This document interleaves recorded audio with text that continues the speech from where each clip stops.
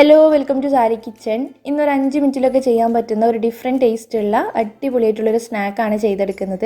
നമ്മുടെ ചായ റെഡിയാകുമ്പോഴത്തേക്കും ഇപ്പോഴത്തുനിന്ന് നമുക്ക് എളുപ്പത്തിലൊരു സ്നാക്കും റെഡിയാക്കി എടുക്കാം. അപ്പോൾ എങ്ങനെയാണ് ഇത് ചെയ്തെടുക്കാൻ നോക്കാം. ചാനൽ സബ്സ്ക്രൈബ് ചെയ്യാത്തവരാണെങ്കിൽ ഒന്ന് സബ്സ്ക്രൈബ് ചെയ്തിട്ട് സപ്പോർട്ട് ചെയ്യുക. അതുപോലെ ഈ ഒരു വീഡിയോ ഇഷ്ടപ്പെടുകയാണെങ്കിൽ ലൈക്ക് ചെയ്യാനും മറക്കരുത്.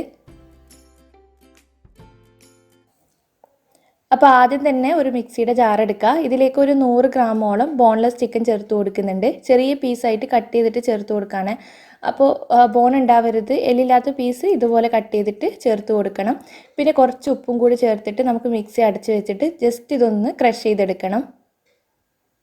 അപ്പോൾ അങ്ങനെ ക്രഷ് ചെയ്തെടുത്തത് ഒരു ബൗളിലേക്ക് മാറ്റിയിട്ടുണ്ട്. ഇതിലേക്ക് ഇനി ഒരു സവാള കട്ട് ചെയ്തതും പിന്നെ 2 പച്ചമുളക് കട്ട് ചെയ്തത്, 1 ടീസ്പൂണോളം ഇഞ്ചി കട്ട് ചെയ്തെടുത്തത്, പിന്നെ കുറച്ച് മല്ലിയിലയും കൂടി ചേർത്ത് കൊടുക്കുന്നുണ്ട്.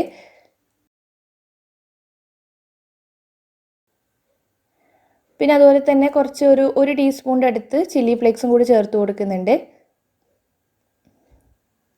പിന്നെ നമുക്കിതിലേക്ക് വേവിച്ച് ഉടച്ച് വെച്ച പൊട്ടാറ്റോ ആണ് ചേർത്ത് കൊടുക്കേണ്ടത്. അപ്പോൾ 2 പൊട്ടാറ്റോ ഇതുപോലെ വേവിച്ച് നന്നായിട്ട് ഉടച്ചെടുത്തിട്ടുണ്ട്. അതും കൂടി ചേർത്ത് കൊടുക്കുന്നുണ്ട്. 1 ടീസ്പൂണോളം കുരുമുളക് പൊടി ചേർത്ത് കൊടുക്കുക. ഒരു 1/2 ടീസ്പൂൺ ഗരം മസാല ചേർത്ത് കൊടുക്കുന്നുണ്ട്. പിന്നെ നമ്മൾ ആദ്യം കുറച്ച് ഉപ്പ് ചേർത്തിട്ടുണ്ട്, എന്നാലും പൊട്ടാറ്റോ ഒക്കെ ചേർത്തതുകൊണ്ട് ഉപ്പ് വേണം. പൊട്ടാറ്റോ വേവിക്കുന്ന സമയത്ത് ഉപ്പൊന്നും ചേർത്തിട്ടില്ല. അപ്പോൾ സ്നാക്കിന് ആവശ്യത്തിനുള്ള ഉപ്പും കൂടി ചേർത്ത് കൊടുക്കുന്നുണ്ട്. എന്നിട്ട് നമ്മുടെ കൈ വെച്ചിട്ട് നന്നായിട്ട് ഉടച്ച് മിക്സ് ചെയ്തെടുക്കണം. ആ ഒരു ഉരുളക്കിഴങ്ങിൻ്റെ കട്ടകളൊന്നും ഇല്ലാതെ നന്നായിട്ട് തന്നെ ഉടച്ചെടുക്കണം. ഈ ഒരു കൂട്ടത്തിൽ തന്നെ ഇതിലേക്ക് ഒരു 2 ടേബിൾ സ്പൂണോളം ബ്രെഡ് ക്രംസും കൂടി ചേർത്ത് കൊടുക്കുന്നുണ്ട്. വെള്ളത്തിൻ്റെ അംശം കുറച്ചും കൂടി ഉണ്ടെന്നുണ്ടെങ്കിൽ നോക്കിയിട്ട് ചേർത്ത് കൊടുക്കാം. നമ്മുടെ ഈ ഒരു ബാറ്റർ നല്ല കട്ടിയായിട്ടുണ്ടാവണം, നല്ല ഡ്രൈ ആയിട്ടുള്ള ബാറ്റർ ആയിരിക്കണം.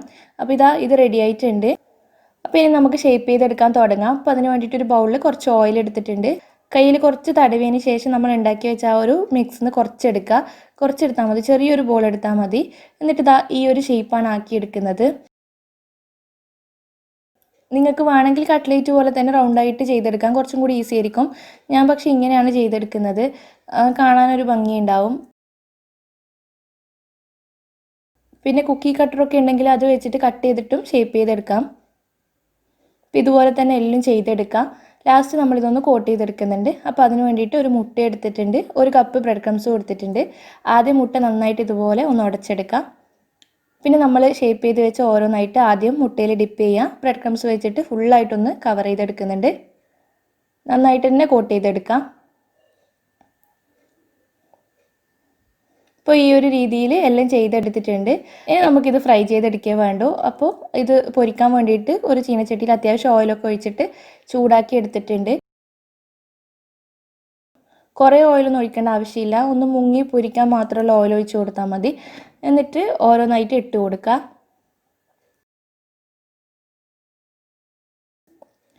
ഒരു മീഡിയം ടു ലോയിൽ വെച്ചിട്ട് വേണം ഫ്രൈ ചെയ്തെടുക്കാൻ വേണ്ടിയിട്ട്. അതായത് ചിക്കനൊന്നും നമ്മൾ കുക്ക് ചെയ്തെടുത്തിട്ടില്ല, ഇങ്ങനെയാണ് ഇപ്പം കുക്ക് ചെയ്തെടുക്കുന്നത്. അപ്പോൾ നന്നായിട്ട് കുക്കായി കിട്ടണം.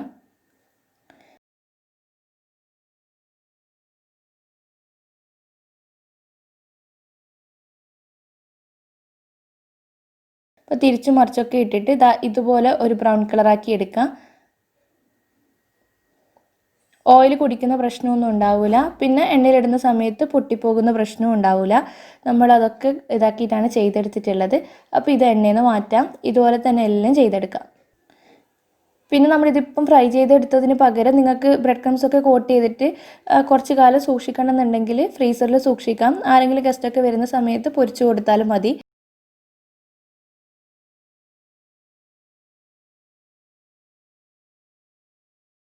അപ്പോൾ ഫ്രീ ആയ സമയത്ത് ഇതൊക്കെ ഉണ്ടാക്കി ഫ്രീസറിൽ വെക്കുകയാണെങ്കിൽ കുറച്ചും കൂടി എളുപ്പമായിരിക്കും. ഇപ്പോൾ നോമ്പൊക്കെ വരികയല്ലേ, അപ്പോൾ ട്രൈ ചെയ്യാൻ പറ്റിയ നല്ലൊരു സ്നാക്കാണ്. ഈ ഒരു സ്നാക്ക് എന്തായാലും വീട്ടിലുള്ള എല്ലാവർക്കും ഇഷ്ടപ്പെടും.